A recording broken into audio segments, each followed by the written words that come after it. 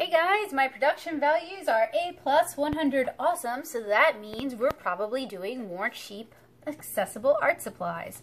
Now, last year at Christmas time, I did a series of tutorials with the Crayola Supertips and a regular sketchbook. If you are interested in learning how to draw some festive holiday doodles to decorate your cards, your letters, or your letters to Santa, you should check that playlist out. So, this week I'm going to be working with Crayola Supertips, Crayola crayons, Crayola markers, Crayola color pencils, some highlighters, a Sakura Koi blender, fluid easy block paper or Canson Biggie XL. They perform pretty much about the same. And probably some pencils and other odds and ends that you should be able to pick up at your local Walmart, Walgreens, Target, whatever you have that sells art supplies. So today I'm going to do a little bit of a blending tutorial. Two kinds of papers you want to think about if you're going to be using water-based markers like Crayola's for your blending. We're going to start with sketchbook paper and we're going to end on watercolor paper. And you can find this sort of blender at some art stores, some Michael's, some on Amazon. You can also use a Tombow ABT blender. Now, for those of you who are curious, this isn't just water in here. There's also glycerin, and that helps these water-based markers blend.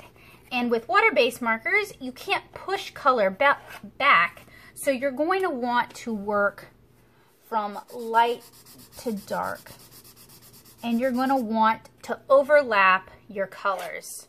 It's going to help facilitate blending, and you're also going to have limited blending capabilities because these sort of papers don't really handle all that water very well. So it's one of those things where you're not going to get perfect results and you're going to have to work fast. But water-based markers are non-toxic. They're very inexpensive. You can find them just about anywhere you go.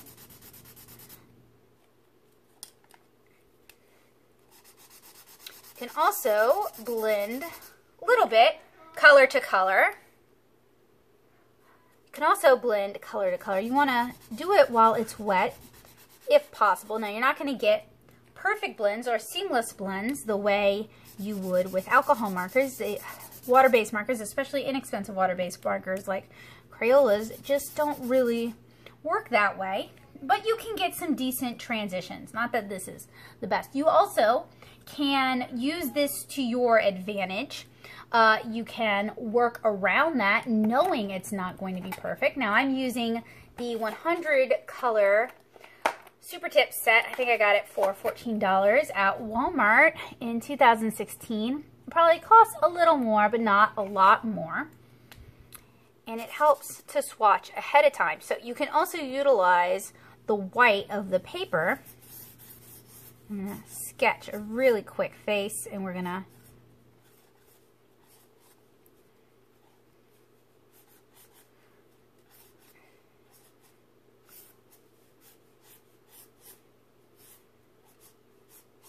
Now, if you use Crayola's on the regular and you have a favorite inexpensive lining tool for this, let me know in the comments below. Okay, so to utilize the white of the paper, you're basically only going to be coloring in the areas that are in shadow. So above the eyes, you can color the nose, or you can just color under the nose, maybe under the lips, and then along the curves of the face.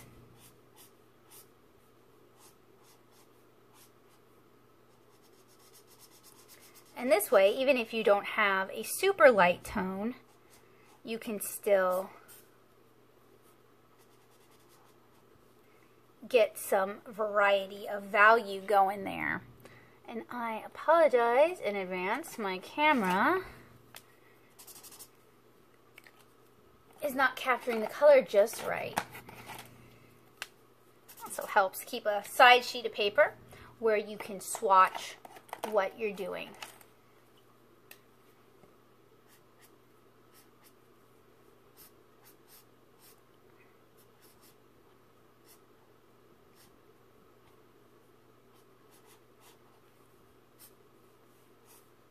if you guys are interested, try to do some face drawing tutorials this week.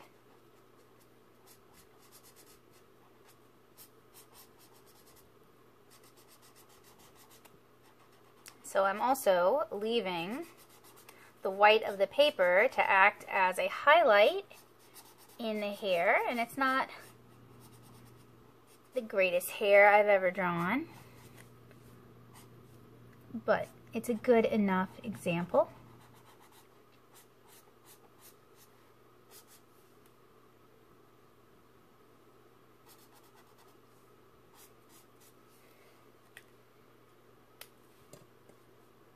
See if I can freestyle the eyes in here.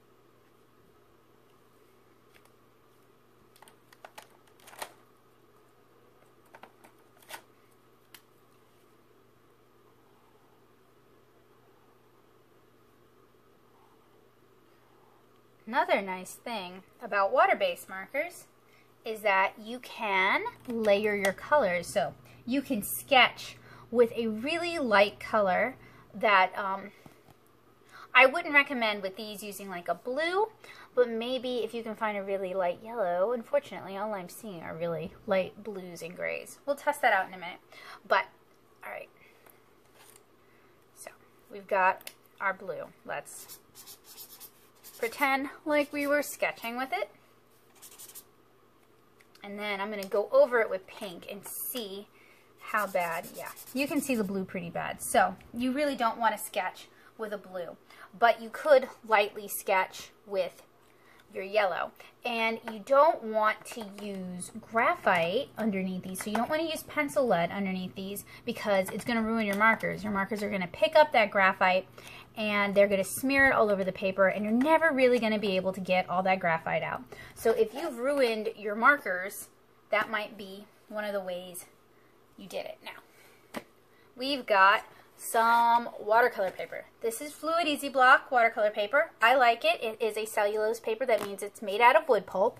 So it's a sturdy, inexpensive paper. You can also use Canson Biggie XL or Canson XL watercolor paper, and you can find that at Walmart, or you can use Canson mixed media paper, which you can also find at Walmart. And I'm just going to demonstrate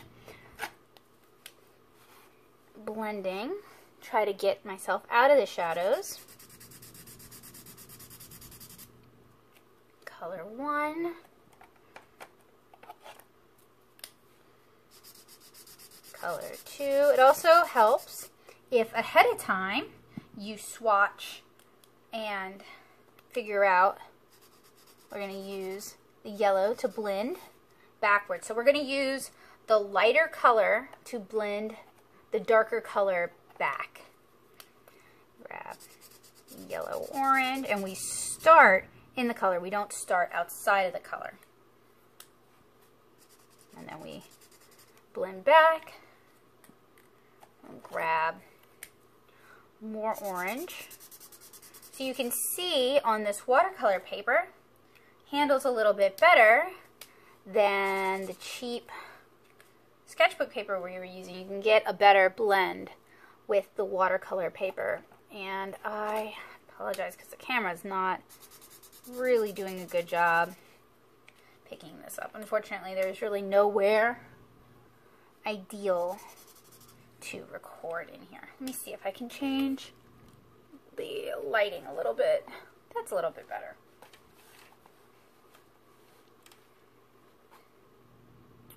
So hopefully you guys can see we get a pretty decent blend. Common problems people have with these sort of water-based markers is they tear up the paper. Now there's some ways you can fix that. You can use sturdier papers like this watercolor paper here for your marker illustrations. So we can use this blender brush to blend out that yellow and get an even lighter yellow. Of course, you're going to want to clean it because it's going to pick up some of the color. And so these water-based markers, they put a lot of water down on the paper. When you're using cheap paper, like this Strathmore 300 series paper, and you're going over it repeatedly, the paper never has a chance to dry, so you're basically scrubbing the fibers of the paper. These watercolor papers are meant to take water. They can handle it a lot better, so if you really want to do blending stuff like I just showed you guys, you want to use something like a watercolor or a mixed media paper. It's going to cost you a little bit more money, but it's going to look a lot better. So I think I want to demonstrate for you guys how I would go about doodling or drawing somebody in using the Supertip markers. So the first thing I'm going to do is I want to find some colors that'll work. So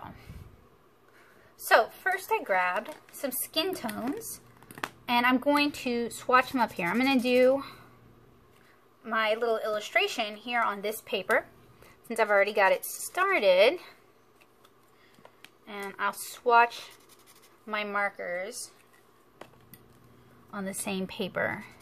And that seems like a good quartet of colors. You don't have to use 4. You use as many as you think will work for what you're doing. And I want to do some really fun eyes. So I'm going to grab some bright greens because I love bright greens. And I'm also going to grab sort of a green blue. So that's going to be the eyes. And then I'm going to need a really dark brown. Good. And then, do I want to do cheek blush? That can be kind of hard. That might work. So as you guys can see, I'm swatching the colors, I'm thinking about colors, I'm testing things before I commit to them. Especially when you're not as familiar with a material, it's always good to test, and it's not a waste of your time or your materials to do so.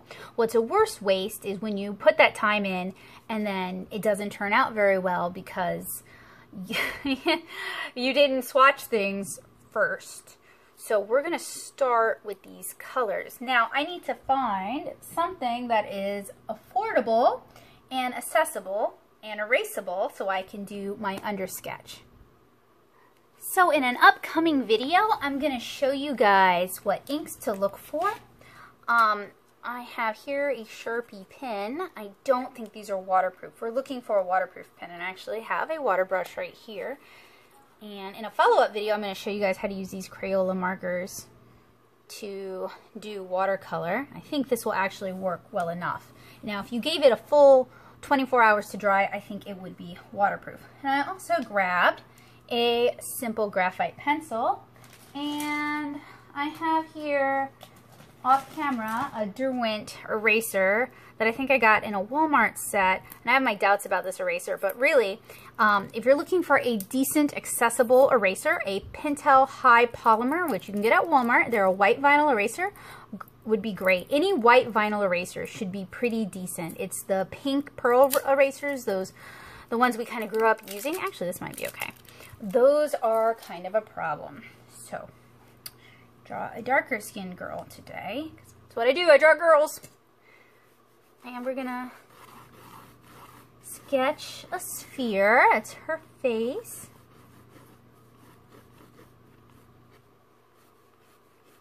And draw a plane coming down from it. In fact, I'll zoom so you guys can see it.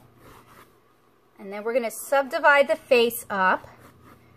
So, and if you guys are interested, I will definitely do a face drawing tutorial and draw some eyes. And we're going to draw really cute. So, I'm going to do big eyes and big features, but I can do other drawing styles if you are interested, and I have other drawing tutorials here on this channel, but I am always interested in learning how to do drawing, teaching you guys what you want to learn. So if there's something you're interested in, let me know.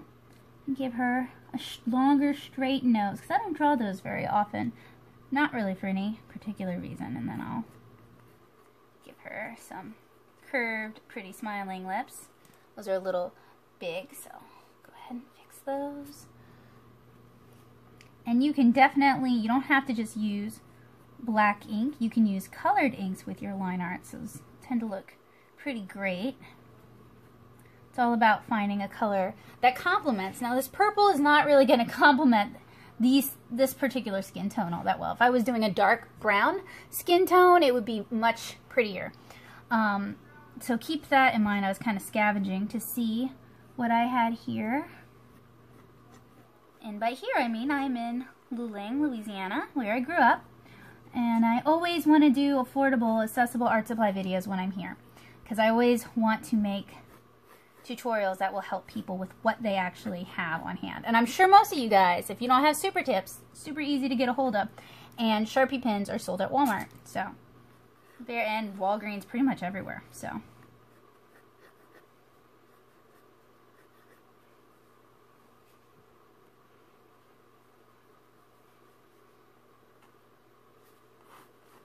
and I am right, so I have her face all sort of sketched out. Now I'm going to start tightening the features. I like to get my face all sketched out before I start really putting the time in and tightening things up. That way everything is in place.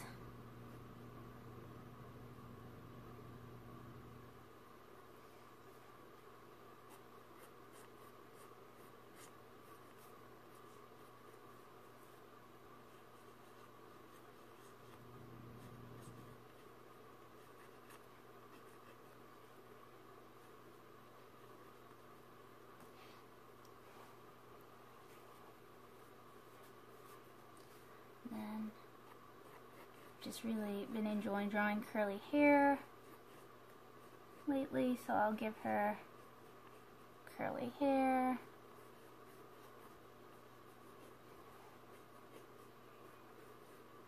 And I highly recommend you guys draw at a desk. Don't draw hunched over on the floor. This is terrible and you'll ruin your backs. I highly recommend you try to have a work area if you can. I know not everyone can.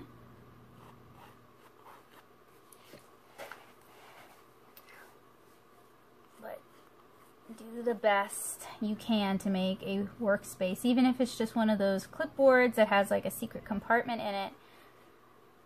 And having a workspace where you always keep your materials will make it so much easier for you to always make it, well, not always, it makes it easier to make it a priority to draw because you have a set place to do it. You can get into the mindset easier. That's not true for everyone, but it is certainly true for a lot of people. For me, I travel so much, my little pencil case, which is nowhere around here for me to show you guys, but my pencil case kind of becomes my workspace, if that makes sense. So I know everything I need is going to be in my pencil case. I always keep it well stocked. I always know what's in it. I replace materials as they get used up. So my pencil case is kind of my reliable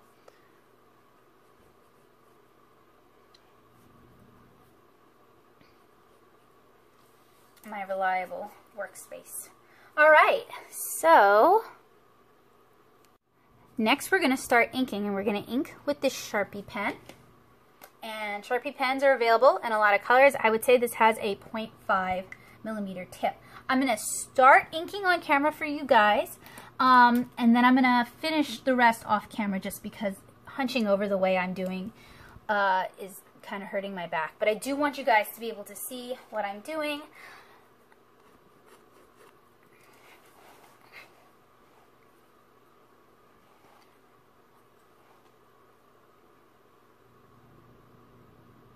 Now, usually I like to use brush tips, such as this here. This is a Sailor Midsole Ida, and it's got 2 brush tips. Those of you who watch my channel regularly have seen this.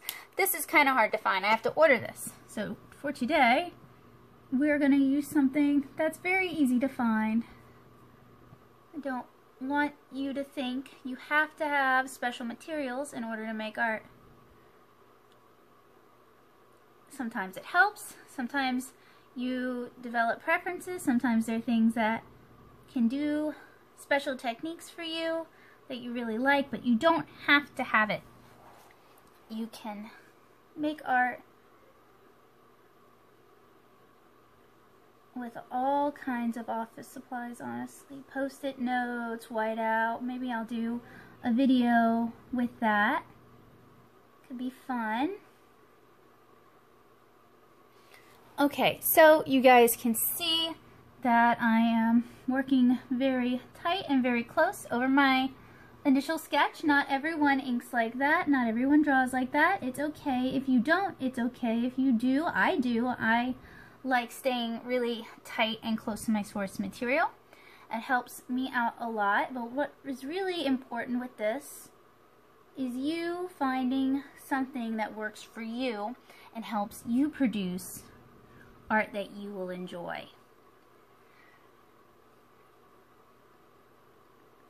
So I'm going over each line multiple times because I want to have variations in my line art. I want there to be heavier lines where there's shadow and lighter lines where the light is hitting. And I know I'm casting a shadow.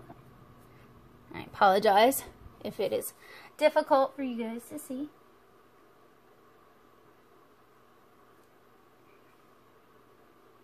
And I also do this trick, as you can see up here, where the light is hitting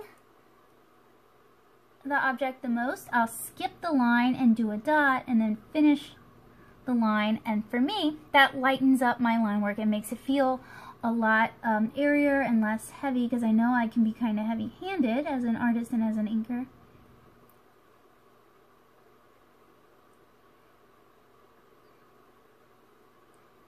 Alright, so I'm going to ink an eye for you guys, because I know that's something you guys are interested in. And if you want special eye focus tutorials, let me know in the comments. We're going to go over this eye multiple times to build up that heavy. I like to draw my characters with heavier upper eyelids or upper eyelashes. And we're going to do the bottom of the eye, and there's a slight curve to it. Turn the paper because you really want to give yourself the opportunity to ink in whatever way is most comfortable for you. And then doing the same thing I do with the hair, where I skip a line. I'm going to ink her eye. And then I'm going to do the same thing with the other eye. And I know I'm recording at an angle, so I have adjusted the camera so you can see better. And I'll make sure when I finish the video, I change the angle so you guys can better see what I'm doing without the angle distorting the view.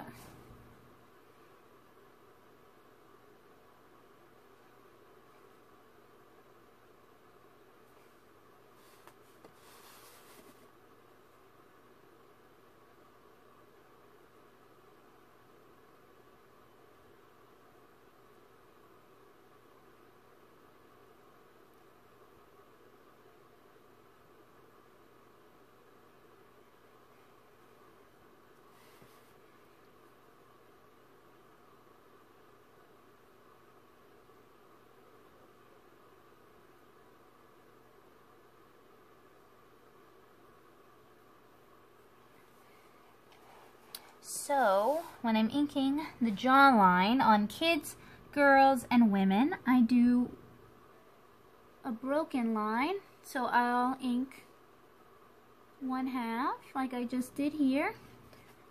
And then I'll come around to the other side and ink the other half.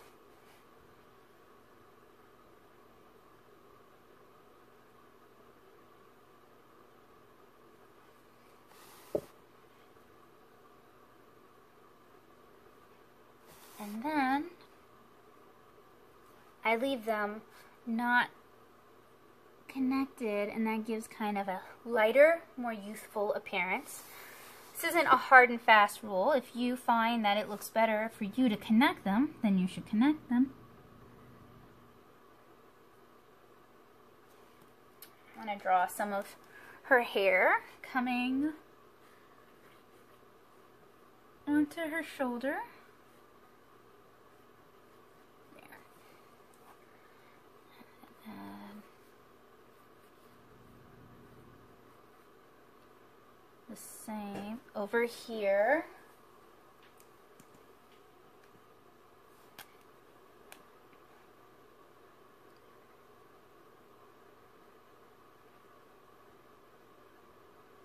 And that helps give the impression that she has a lot of hair, that it's like full curly hair. Having it be a little bit unruly, it looks a little more like a person rather than just like some generic character.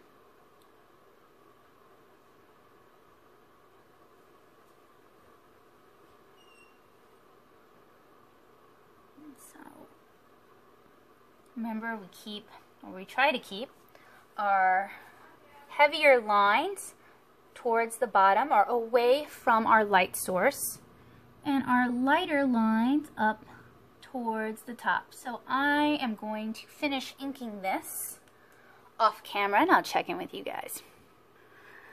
Okay, so she is all inked. Now here comes the really hard part. You need to let this dry for at least 1 hour. I usually let my inks dry for 24, but at least 1 hour.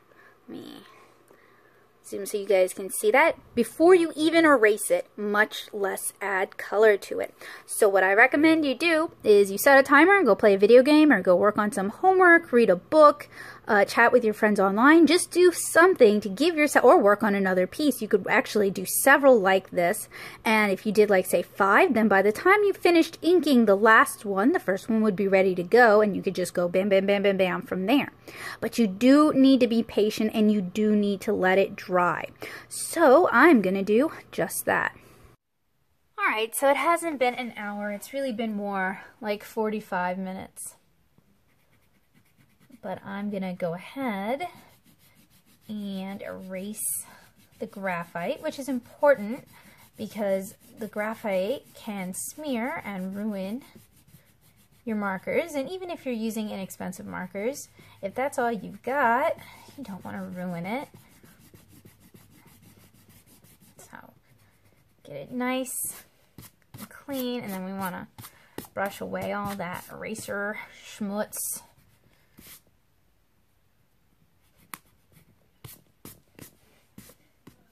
Alright, so one of the first things I'm going to do is I'm going to use very light blue, and I'm going to color in the tops of her eyes, and then let's see if I've got all the yellow off this. There's a fair bit of yellow on this. And you can just get that off with a paper towel, a piece of scrap paper.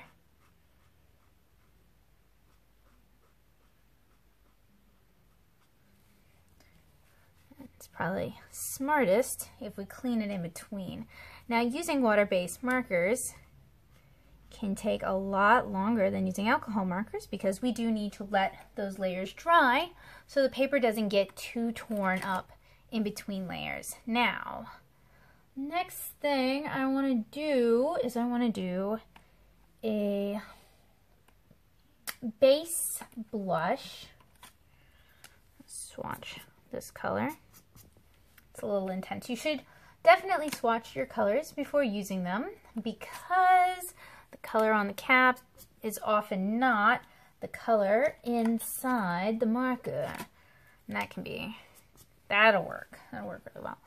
That can be frustrating. So I am going to go ahead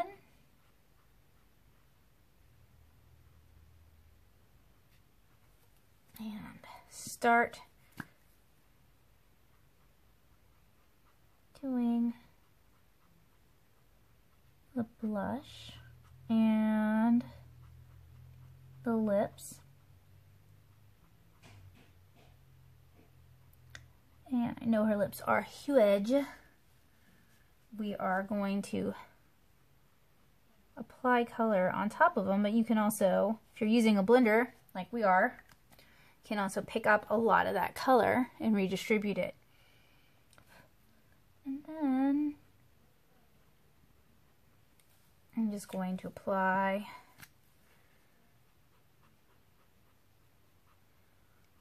a little blush on the cheeks, under the eyes, and blend that out. And I find this method is really helpful when I'm rendering darker skinned people, because it allows me to apply lighter shades. Sometimes if you apply a light shade on top of a dark shade, it affects the darker shade negatively. It kind of picks up some of the color and it makes things look patchy. Whereas if I do it like this, I know it looks ridiculous right now, but it'll come together. At least I hope. It's been a while. Probably end up encountering some problems, and that's good because then we can solve them together, and then you guys will be prepared when you encounter them on your own, rather than me showing you how to do everything perfectly. I always prefer to make mistakes in front of you guys, so that those of you who are learning can learn how to solve those mistakes, and you're not just necessarily copying what I'm doing, you're actually learning something new. So mistakes are a good thing. Accidents are a good thing. It's how you learn. It's how you grow. Taking risks is a good thing. I want some pink over there, but not a whole lot of pink. And since her hair kind of gets in the way, we have to be careful about how we handle it. So I put some right along the hairline.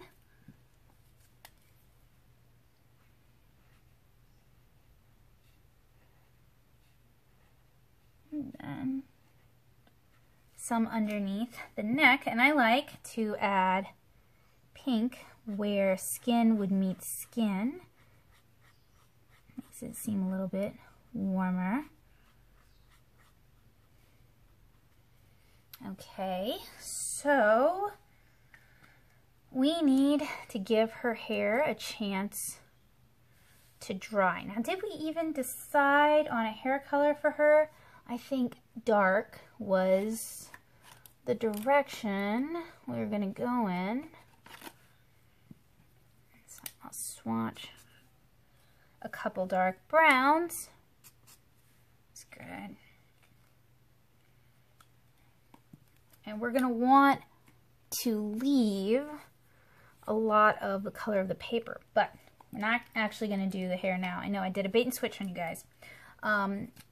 Because with water-based markers, sometimes that can get involved. If you do your dark colors and then you do your light colors, it can pick up your dark colors and make the lighter colors seem muddy. So we're going to do her eyes. So we did the lime green. Now, oh, see, paper's starting to get a little torn up. So what that tells me is I need to stop and let it dry. Don't want to push it, just want to stop and let it dry. Okay, so this has had a bit of a chance to dry. It's not fully dry. Her eyes are still probably pretty wet. So what we're going to do is we're going to apply a layer of all over skin color. We're going to fill in the small areas first because it can be hard to get these bigger areas, and we're going to work quickly and lightly because it can really tear up the paper.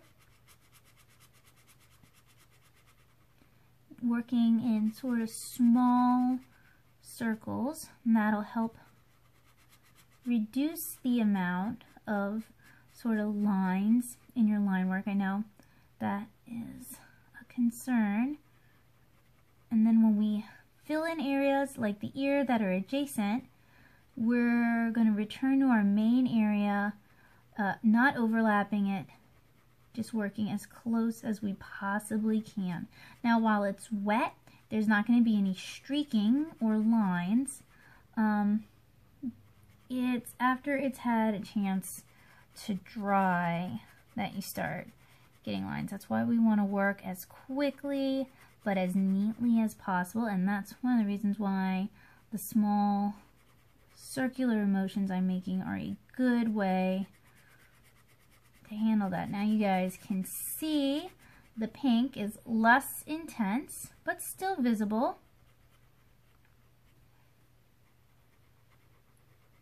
And since we have a natural line at the neck, this gives us an opportunity to fill in some of these areas that got kind of neglected.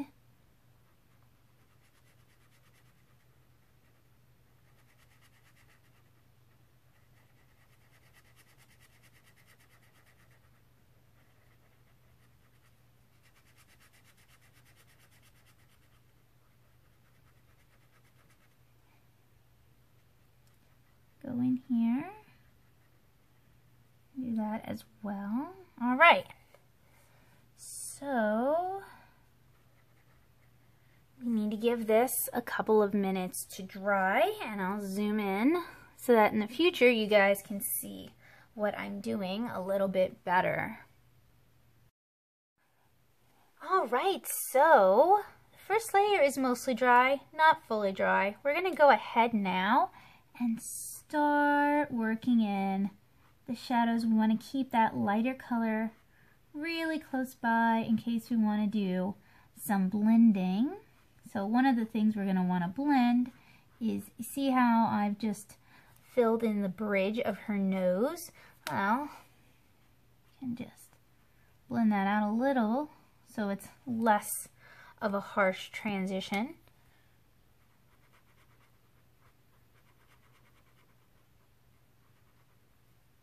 Now with alcohol markers, if you blend while the last layer is still, if you add the new layer while the last layer is still wet, you're going to get a soft blend because it's going to diffuse into the prior layer. That is somewhat true with water-based markers, but you do need to keep in mind that using the markers like this kind of abrades the paper's surface. So you're going to end up tearing up your paper surface if you work wet into wet too often. You can do that a little, but these don't have flexible tips. They kind of scratch at the paper surface. Now there are some water-based markers that cost quite a bit more, not as expensive as alcohol markers, but certainly not as cheap as Crayola markers. There are some water-based markers that have nylon bristle or foam rubber tips. I've talked about those here on this channel. Those would be Zig Art and Graphic Twins have the foam rubber tips. Zig Clean Color Real Brush markers have individual nylon bristles. Those are more gentle on the paper, so if you are not using, if the reason you don't use alcohol markers isn't really a cost problem so much as a sensitivity to alcohol, the alcohol inks that sort of smell, you might find those markers to be a good solution. So we've lost a fair bit of our pink. We may have to re-establish it.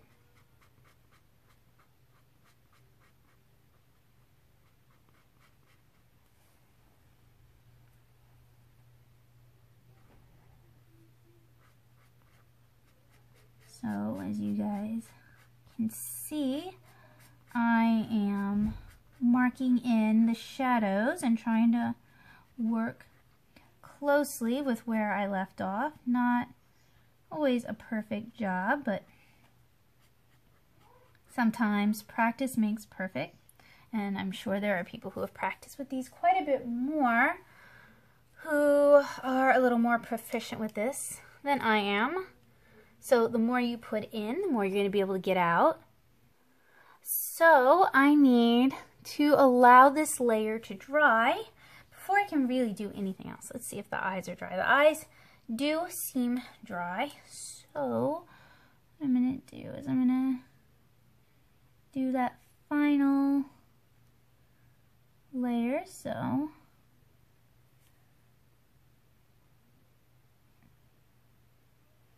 and it kind of bleeds in a little bit where the paper surface got torn up.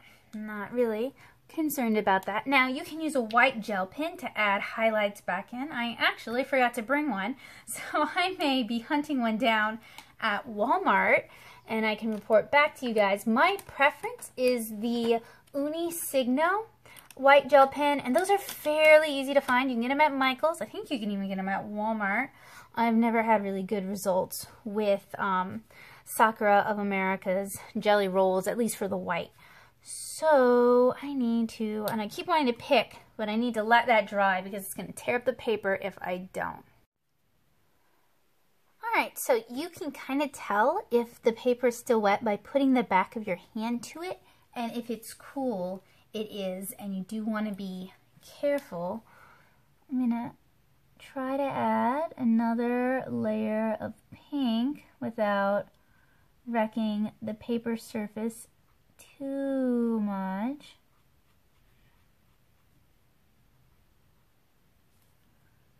So I'm going to be really delicate. Crayola has introduced some brush tip markers, and I picked them up at Target, and I haven't had a chance to get a good look at them. So all of my complaints, all of my caveats about these super tips might be invalid. The brush tips might address all those problems, but I haven't had a chance to look. And I have a feeling they're going to be fiber nibs, not foam rubber. So, this red is really stiff. I have a feeling it's going to tear up this paper. I am working this darker red in while the paper is still wet, because it'll sort of blend out, diffuse the color a little bit. Okay, and then we're just going to add our, hopefully, last layer of shadow. Now, if you guys watch my alcohol marker videos, I do a lot of layers of shadow. I use not only the person's skin tone, but sometimes I'll use like a local color, and often I will use a purple or a light blue to help neutralize and also cast some shadow. That's not really a big option here because since we're kind of tearing up the paper surface as we go, we need to be gentle, so we need to limit the number of layers we're going to do.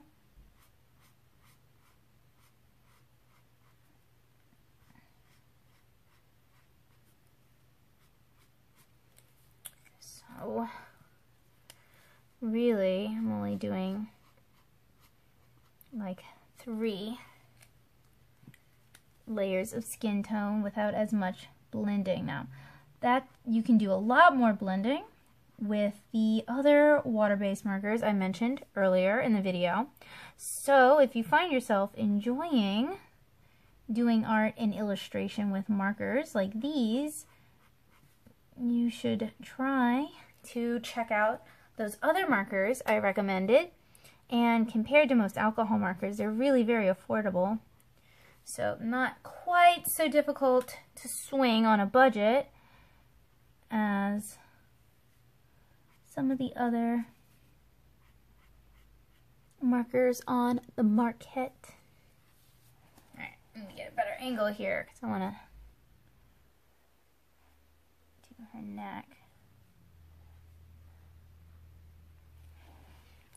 Okay, so if we had a white gel pen, we could knock in some highlights and we'd look even better, but we don't, so we gotta work with what we have. Now, I'm gonna start working on her hair. Now, I want it to seem really lively and bouncy, so I'm just kind of using rougher strokes to start knocking in the lightest color.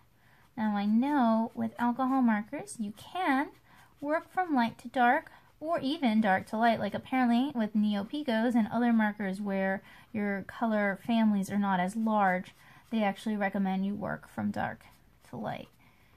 But with water-based markers, you can do some back and forth, but it really helps to at least start by going light to dark and building up your colors. You have to be a little more strategic than you would be with alcohol markers, because water-based markers, and even on tough papers like watercolor papers, just not as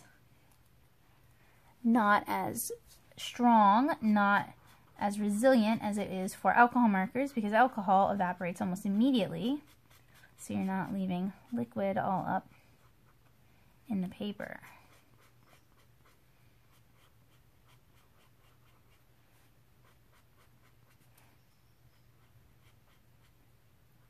But I often feel like working, I do recommend you work with the best you can afford, but I do often feel like working with materials that are challenging or uncommon really helps you become a better artist. At least it has for me, because it forces me to get out of my comfort zone and to solve problems that I might not otherwise encounter if I'm always using materials I'm 100% familiar with. And that's why that was the fun part of doing Art Snacks versus Sketchbox last year, was problem solving new materials, getting familiar with things in a hurry.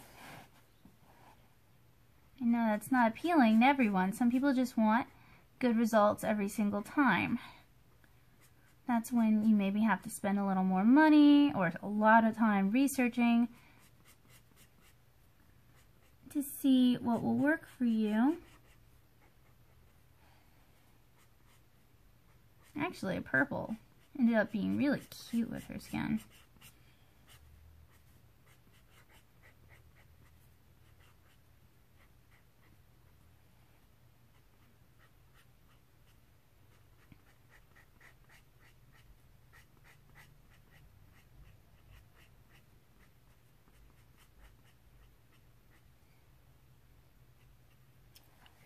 Right, now I'm going to let that dry, but while that's drying, I'm going to start in on her eyebrows.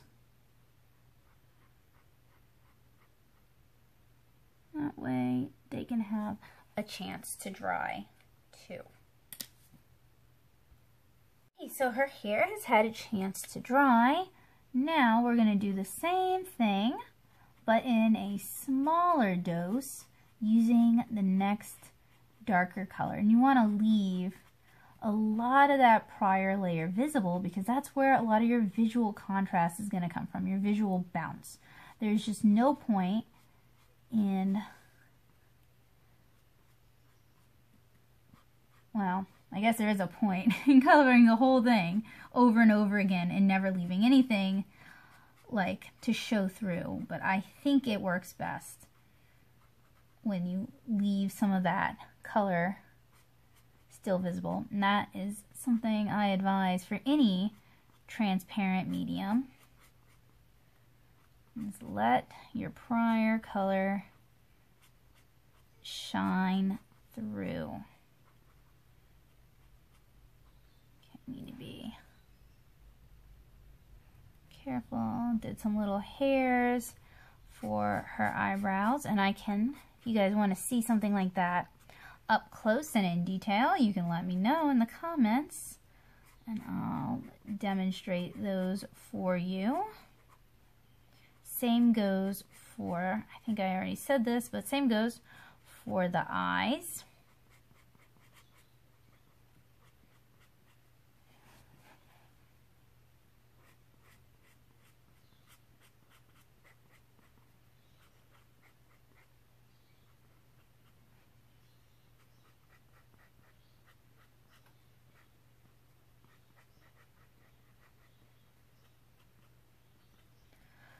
All right, looking really good. And if you guys have noticed a color shift, it's because the sun's going down, so I've pretty much lost any of the natural ambient lighting. And it's a little weird working without that. So I'm just using the darkest color and adding some really dark lowlights to her hair. Now, I could opt to go back in and redo her eyebrows with this darker color, or even with a different, like a black from something like this, something fine pointed. I'm not going to do that. I'm just going to pretty much call her finished. I'm going to go back on what I said about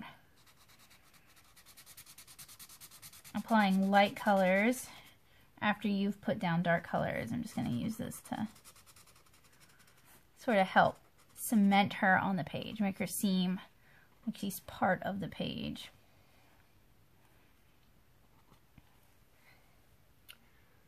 And that is just a very basic tutorial on using water-based markers like Crayola Supertips for your art.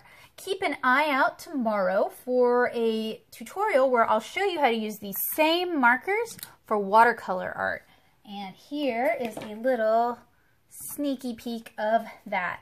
So thank you guys so much for watching. If there's ever anything you'd like me to show you how to do, let me know in the comments below. I'm always looking for new ideas.